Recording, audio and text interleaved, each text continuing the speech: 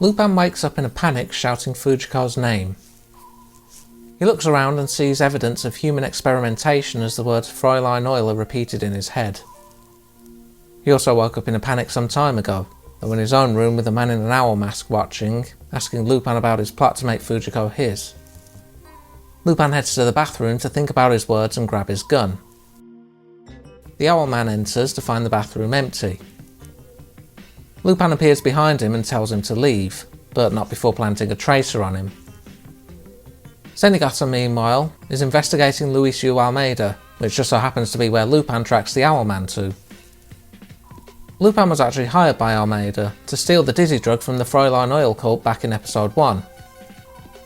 He was also tasked with kidnapping Fujiko, but of course all that went down the drain.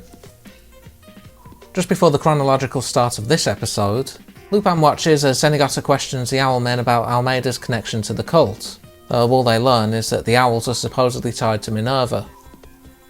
Lupin does some investigation of his own, suspecting it's possibly down to medical mind control like MK-Ultra. He then heads to Almeida's room, but discovers nothing but an elaborate looking mechanism. The owl man appears, quoting Hegel at Lupin, while the mechanism fires off a dose of the dizzy drug. Unsatisfied with the answers he was given, Zenigata decides to head out to the forbidden town of Eulenspiegel, noting a place called Glaucus Pharmaceuticals may have significance, thanks to tests he ran on remnants of the drug. Back in the present, Lupin learns he's also in Eulenspiegel courtesy of a man named Fritz Kaiser. Fritz tells Lupin how he and his wife were part of the team creating the drug, and how it could cause both euphoria and aggression depending on the dosage. For some reason it also inspired people to chant the words Fräulein Oil, translated as Miss Owl. Fritz is also searching for his daughter, whom Lupin suspects may be Fujiko. A lab accident about 13 years prior caused Fritz to lose contact with his daughter, who he was also running tests on, as well as destroying the town. Fritz hands Lupin a photo, disappearing into a pile of photos. Zenigata arrives, shutting Oscar down when he asks about his interest in Glaucus. He encounters Lupin, suspecting he's looking for Fujiko. A group of men then appear, forcing a temporary truce. The men explode into butterflies when Lupin and Zenigata hit them, leading Lupin to explain their hallucinations, though he isn't ready to find out if the gunfire is part of it. Lupin finds Fritz in another room, getting stabbed by a scalpel for his trouble. Another Fritz appears from a trapdoor and leads him outside. Fritz hands Lupin another photo, leading him to realise he experimented on his daughter. Fritz confirms this, saying he was hoping it would end the war as Lupin enters another hallucination. The daughter appears before him, saying if he wants to escape he should catch her with something related to reality, like pain. Chasing her around, she transforms into butterflies whenever he gets close. Eventually he sits down and waits, grabbing her when she gets close and bites him. Transforming into an owl and charging him, Lupin returns to reality. Upon waking up, he realises Fritz Kaiser is long dead, as the man, now in an owl mask, turns his gun at himself. Zenigata is found unconscious by his team. He reports back on his findings to his superior, that Glaucus destroyed the town in a cover-up, also suspecting he's not far off from encountering Lupin again if Almeida's indicted. As for Lupin, he has another startled awakening of yelling Fujiko's name, suspecting it was all a dream until he sees the photo in his hand, as the owl man fades away behind him. Despite not having Fujiko properly appear, this episode is still about her, or at least about Almeida's general interest in her anyway. Either way, entertaining mind screw of an episode here. Lupin getting tripped up by hallucinations showing he's not entirely flawless. Still manages to outwit them in the end, of course, if you actually can outwit something in your head anyway. Not really explained why owls are seen in the hallucinogens, but at the very least it's a partial explanation as to why they've been such a prominent background sight. Also nice to see there was more to that first episode than just a random heist to steal a strange drug. Whether Fujiko herself knew of the higher implications revealed here remains to be seen, I suppose.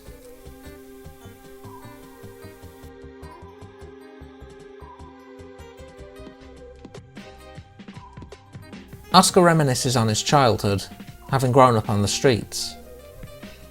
He was beaten up by a group of kids, and later rescued from nearly drowning by Zenigata, who returned the franc coin he was trying to protect. Zenigata's words to Asuka on how he protected his pride were the catalyst of his feelings towards the Inspector. In the present, Asuka and Zenigata are investigating a series of thefts of various women's objects. Zenigata deduced that Fujiko is behind them, but notes the oddity of her seemingly adopting some of Lupin's tactics, such as calling cards. Fujiko is currently in a cabin with Goemon, who's been tending to her. She snaps at him, implying he only wants to take advantage of her, so he leaves her to her own thoughts.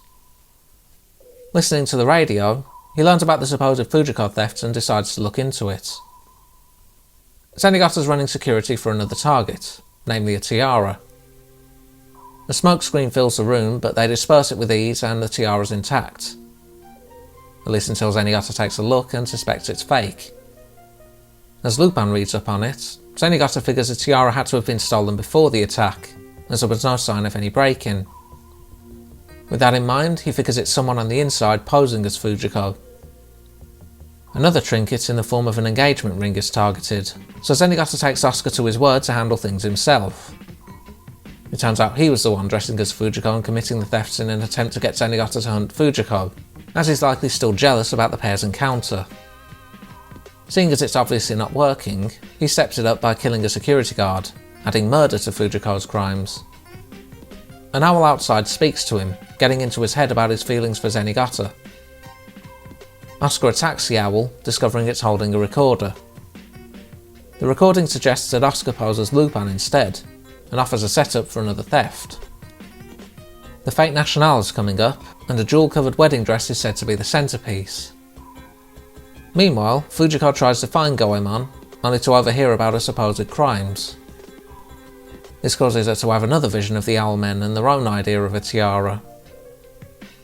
Lupin listens in as Asuka goes through the alleged theft that's set to take place, with a bomb set to go off on the parade route.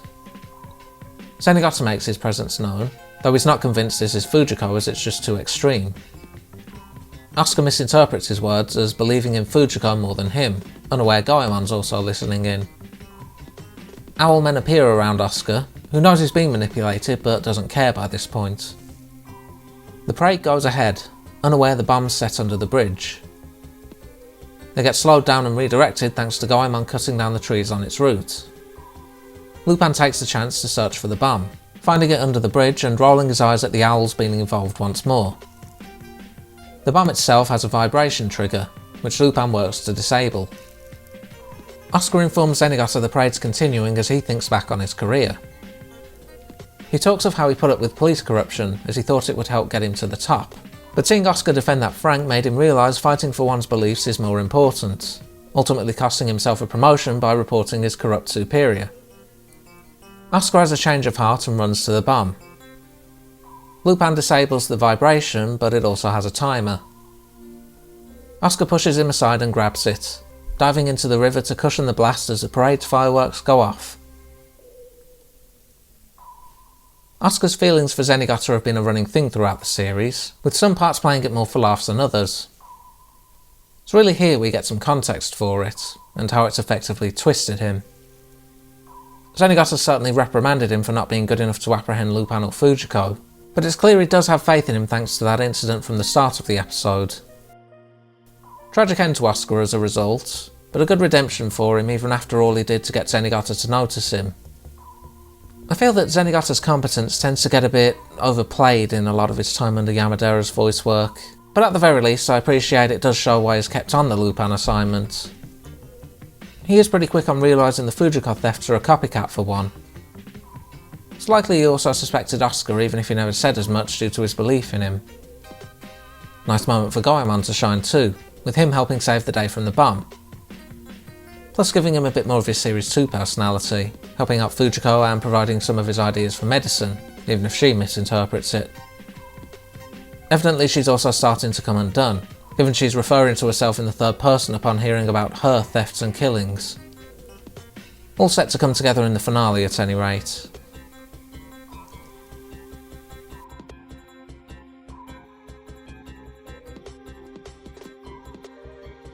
We open on Almeida, abusing Fritz's daughter by burning a teddy bear she got from her parents.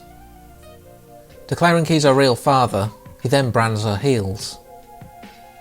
Zenigata's career is against the wall after the Fate Nationale incident, so he decides to head out for some food. His choice of cafe just so happens to be where Fujiko's eating. In his car, Zenigata questions Fujiko and Asuka, as his body wasn't found. She's interested in finding out the truth herself, mentioning kidnappings and how they're connected by owl imagery and potentially Almeida. Zenigata decides to work with her, but remains wary that he's just a human shield to her. Meanwhile, Lupin and Jigen prepare to track down Fujiko themselves, though the latter's more tempted by whatever else they'll find than Fujiko herself. Zenigata and Fujiko head out to a place called Locust Park. Somehow they have tickets for entry, and discover an attraction called the House of Fujiko. Inside there's a lot of imagery referring back to Eulenspiegel. There's also a slightly less warped Small World style segment dedicated to Fujiko. Still warped enough that she starts firing on it. Zenigata stops her and pulls her away from the ride. Lupin and Jigen arrive at Locust Park, though Lupin's smart enough to realise they'd have tickets. He tells Jigen of the whole Fräulein Oil incident that sparked his first meeting with Fujiko. Following this, he did a background check and found no record on anyone called Fujiko Mine. Jigen shrugs it off as her being a thief and needing to maintain a false identity, but Lupin figures there's more to it, making reference to her rampage against the living canvas girl. The Owl Man appears on a roller coaster track as they investigate. He now wants Lupin not just to make Fujiko his, but also to kill her. He fires at the pair of thieves as a roller coaster approaches. As they engage in combat with the Owl Man, Lupin tells Jigen that he suspects Almeida's been observing Fujiko for some time, with even stuff like the Cicciolina incident possibly tying back to it all. Goemon wakes up strapped to a table. He remembers that after the business with the Parade, a group of owl men blasted him with the dizzy drug. They're also standing over him. Meanwhile, Fujiko's not doing well, firing away at the mannequins representing her and begging Zenigata to help her escape. Lupin and Jigen have closed in on the Owl Man, wanting to know what Almeida's after. When Lupin mentions Fritz, the Owl Man acts surprised at what he learned, but jumps away simply saying it's their tale too. Despite his best efforts, Lupin isn't able to keep hold of the Owl Man.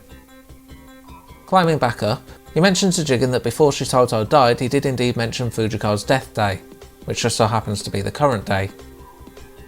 Fujiko and Zenigata's fight continues, but Zenigata realises they're dealing with real people at this point. Goemon's managed to escape his captors, though not without getting a costume change. He finds a control room and wrecks it. Zenigata deals with one of the fake Fujikos, realising it's a still alive Asuka. Meanwhile, Fujiko's made it outside, running to a castle as Almeida says her memories have returned to her. Heading inside, she finds him waiting, referring to him as her father. Lupin's managed to reach the control room Goemon wrecked, where he tries to get through to Fujiko. She falls to the floor as Lupin tells her she's no puppet of Almeida or anyone else. Realising he's right, she picks herself up and fires at Almeida, whose mask falls away, revealing he's long dead. Lupin also confirms she was never branded. He then tells her there's one room not being monitored, and suggests heading there to learn the truth. Lupin's interrupted by a dose of the dizzy drug, which causes Jigen to start hallucinating Lupin as an owl man. Zenigata wonders how Asuka could have ended up how he did, but fails to notice him approaching and loses his gun as a result. As Fujiko runs from her doppelgangers, Goemon arrives and knocks him unconscious. He tells Fujiko he wanted to learn who she was, and decided the answer was his girlfriend. As Fujiko leaves, Goemon's hit by the dizzy drug. Jigen approaches and both see the other as an owl man, beginning a fight. Fujiko reaches a tall room with strange writing on the wall. A robotic voice says to stay away, causing some of the letters to project out. The voice then apologises to her father as Lupin arrives and pulls Fujiko up the makeshift stairs caused by the letters. At the top, they find a bedridden woman hooked up to a computer. Lupin presents Fujiko with the speaker he found in Almeida's corpse, and explains the computer is relaying her thoughts. His research on Fräulein Oil uncovered Almeida's experiments on memory manipulation, making use of several girls. One in particular caught his interest, namely Fritz Kaiser's daughter Aisha. The Owlman arrives and elaborates further, telling how the chemical accident in Eulenspiegel forced them to move to this castle, and how Fritz was killed as a cover-up. Almeida never stopped his experiments, fixating on Aisha to create his perfect maiden, leading to her bedridden state.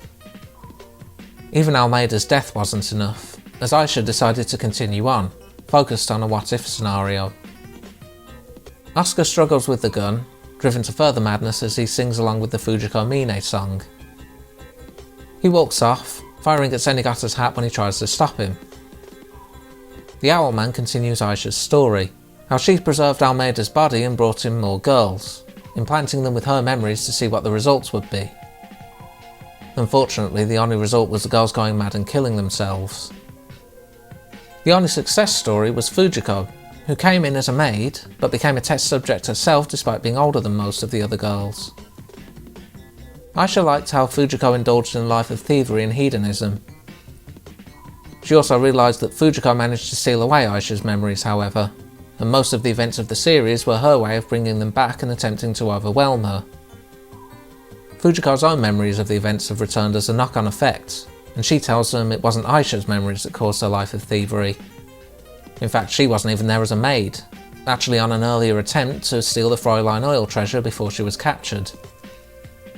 Aisha declares Fujiko must be punished, as the Owlman claims today is Fujiko's dying day, dropping her through a trapdoor. Asuka madly declares the same thing as he drives his truck into the tower, bailing out as it crashes. Zenigata tries to call for backup, but the line's dead. Fujiko escapes falling with her grappling wire. The Owlman demands Aisha be protected, so Lupin decides to comply, unhooking her from the computer and figuring the task of killing Fujiko was to end this twisted story. He shoots away the owl mask, revealing he is actually a she, namely Aisha's mother. As Fujiko returns, Lupin reveals his research on Glaucus pharmaceuticals didn't list her among the dead. He only realised the truth during the roller coaster fight when he briefly grabbed her hand. As Fujiko finds her voice filter, she explains that Fritz never suspected anything wrong with Almeida's experiments, and she was too afraid to speak out against Almeida. Lupin bids her farewell and dives out a window with Aisha in his arms. Fujiko tells her she has no right to object, as she just stood by and let everything happen. Lupin and Fujiko take Aisha for a ride, hoping to give her a chance to see the world with her own eyes. Fujiko plays around in the water as Aisha watches, the final thing she sees. Lupin wonders if Fujiko should have just mercy-killed Aisha, but Fujiko says she's done with needless killing. Jigen and Goemon's fight concludes with no clear winner, so they decide to leave it for the moment. When Fujiko asks Lupin about his calling card, he comments that she's been too sentimental, and that he prefers her more crazy side. She grants his wish and rides off as he pursues her. His car soon falls apart, with Fujiko revealing she stole the bolt from it, and also because it's been far too long since we've seen an SSK get wrecked. A new ending reveals Fujiko heading off on a plane, presumably to another treasure. Zenigata manages to conduct a full investigation on Glaucus Park, looking over a badge with his and Asuka's names, though it's not clear what Asuka's ultimate fate is. Goemon continues living solitary for now, while Jigen picks up Lupin as their crime duo is seemingly cemented. As I said before, it's something significant to see Fujiko actually scared of something, in this case the memories. Sure, she often has the whole olive oil styled Lupin save me thing, but generally she treats being captured with annoyance more often than not. Even in this series, when Asuka ties her up, she's generally more frustrated than scared. Of course, fear tends to come from the unknown, so once she does learn the full extent of what happened, she loses all fear of it, and regains her sense of self. Having watched this series before, I already knew Asuka survived the bomb, but I do wonder if it really added much. Feels like the stuff he did could have been done by one of the other Fujiko doppelgangers, though I suppose that would lose the tie to Zenigata in the process. As far as Aisha goes, there was clearly something else in play beyond Fujiko suffering an abusive childhood under a mad scientist. It's also likely why Lupin was searching for her, as he probably realised what was up back in episode 10. While he seemed to think Fritz's daughter was her initially, He probably realised the truth of the matter at the point he met the hallucination of Aisha as a child. I've seen it interpreted that Fujiko's final actions with Aisha was cruelty and mocking her, possibly due to Lupin's comment. I tend to lean on the opposite side, that Aisha wanted to live via implanting her memories into someone else. Given Fujiko was the only survivor, she clearly decided to give her one shared memory of freedom through her own eyes, not hooked up to a computer. While Fujiko's certainly manipulative, she's not completely heartless, and she at least seemed pretty attached to the Trunk family's kids, and her reprimanding of Aisha's mother came off as genuine anger towards her for not stopping the abuse. As far as the other characters come off, each certainly has their role. Lupin serves as a good expositor to help put everything together, and it's built up over the episodes he has a good idea on things, as I said. He's also not entirely flawless about it too, given he missed the Owl Man was an Owl Woman until their fight. Jigen probably has the least to do, but serves as a good Watson for Lupin to explain things to. Brief as we may see it, his fight with Goemon is a highlight too. Both of them being under a mind-altering drug makes for a good way of having them meet before they met in the first series. Goemon gets a good showing here, again playing into the whole Fujiko is my girlfriend thing that we saw in this Series 1 introduction. Also manages to help and hinder without Lupin realising he was behind it. While there's still not much of the comical side, Zenigata also gets his honesty played up. Brings back the whole angle of being willing to put his obsession with arresting Lupin to one side for a bigger picture villain.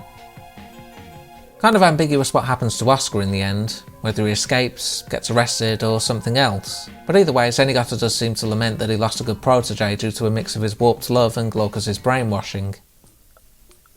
On that note, we've finished The Woman Called Fujiko Mine. Visually, still one of the best looking, and high quality animation to go along with it. Koike's designs mixed with Yamamoto's direction manages to create its own visual flair that has its manga influence but manages to stay its own, even against everything that came before.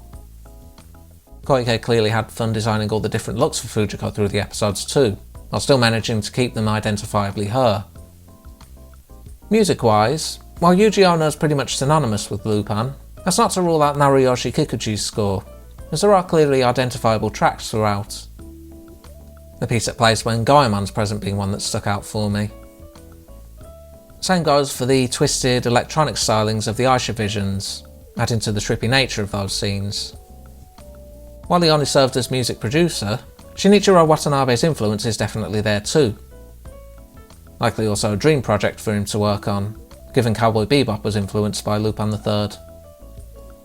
In terms of story, I don't know how big a take this is, but I still think I prefer it over Episode 0 as an origin for the gang. I don't mind that movie as a story, but as I said back then, it's a bit too clean cut as an origin.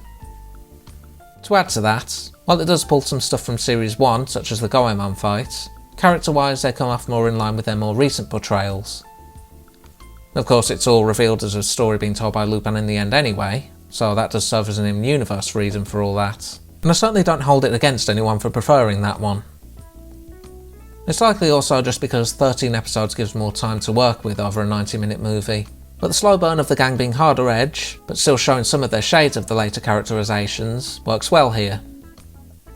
As I noted above, it also does a good job of remembering Goemon didn't actually meet Lupin and Jigen for a few episodes, while still working him into the story with the others without being intrusive. Zenigata gets less of his usual silliness, but that's not to say it isn't there in a few spots. I suppose it could also be down to this being a story about Fujiko by and large rather than Lupin, so it's a matter of seeing a different side of him. It's possible people were expecting this to be a big backstory thing on every detail about Fujiko, which isn't really a very Lupin III thing. We do get glimpses of the gang's history throughout the franchise, but that's all they tend to remain. Keeping it to glimpses is part of why the gang is so malleable to begin with after all. I tend to view this as a story about Fujiko rather than Fujiko's past, and it does help tie the gang together and plant the seeds for their later characterisation. Plus the end credits, both images and lyrics, do seem to hint at something about Fujiko's past, but again, glimpses. That said, one could also interpret those images being Aisha rather than Fujiko. Plus, even with her being revealed to be constantly observed by Almeida's henchmen, It is still a good look at some of Fujiko's exploits when she's not with the gang 100%. As Lupin said and Fujiko affirmed, implanted memories are not what make her Fujiko Mine, her own actions are, and we see plenty of sides of who that is over the course of this series. Next time, we return to the TV movies as the gang investigate the tale of an eternal mermaid and the blood sealed within. Until then,